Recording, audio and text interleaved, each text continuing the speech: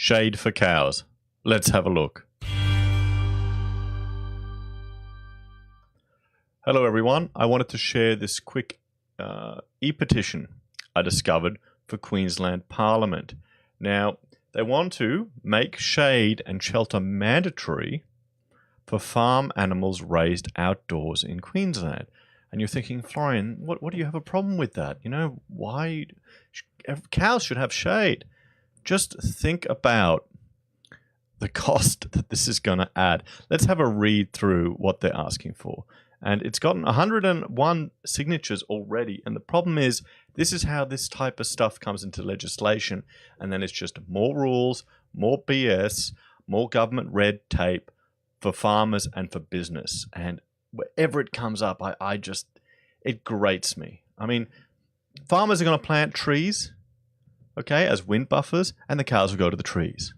You don't need bloody inspectors coming out checking, or greenies dobbing in farmers who haven't provided enough shade, or expectations that they have to build bloody shade structures for animals.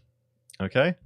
So, to the Honourable Speaker and members of the Legislative Assembly, Queensland citizens, well now 100 people, draw to the attention of the House the lack of laws requiring shade and shelter for farm animals kept outdoors in Queensland. Now you have to understand, if you believe in animals living outdoors and needing shade, how the hell have they survived for all this time? Anyway, shade and shelter allows animals to cope with climatic extremes that occur throughout the year and are basic animal welfare requirements that should be made mandatory in legislation. Mandatory in legislation. The sight of farmed animals standing in open paddocks in the middle of summer with no shade is unfortunately common throughout Queensland. Wow. So what do they want? Shade structures everywhere for cows? Dairy cows are particularly at risk of heat stress. There are over 400 registered dairy farms in Queensland.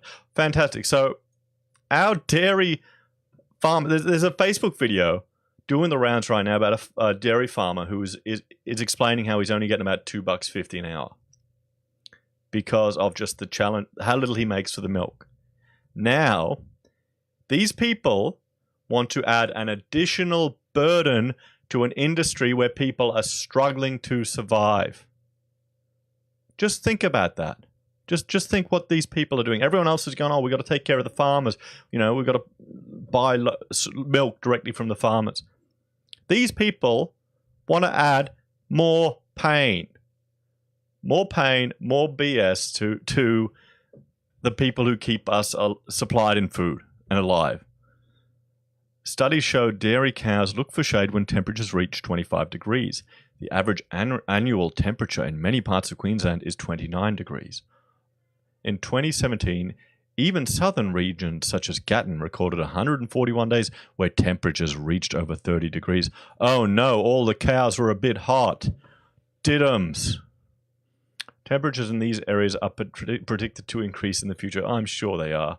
I've got very little confidence in any models at all, be it climatic, be it economic. I don't trust any of it because I've seen, and I'll do a video on it, I've seen how easy it is to manipulate all the energy rating software for housing.